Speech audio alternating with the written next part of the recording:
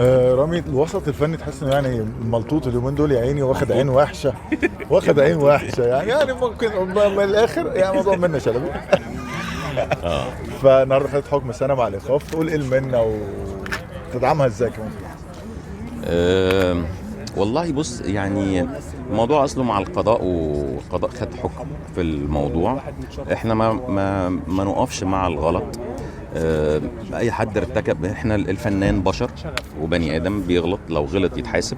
لو كان مدان في حاجه،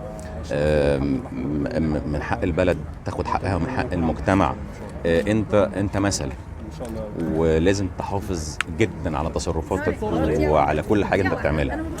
آه، يعني ما احبش ان المثل في وقت من الاوقات يتقال عليه حاجه وحشه.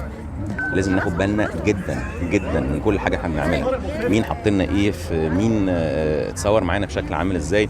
انت غصب عنك طول ما انت نازل وماشي في الشارع، انت عندك مشاكل بتحصل لك بتفاجئك. صح. فكونك بص، انا مش مع اني ادعم الغلط. انا ما اعرفش ايه اللي حصل بالظبط عشان اقول انا بدعم او ما بدعمش. انا ما كنتش طرف وما اعرفش الحكايه مشيت ازاي. لكن احنا بشر، وارد ان احنا نغلط.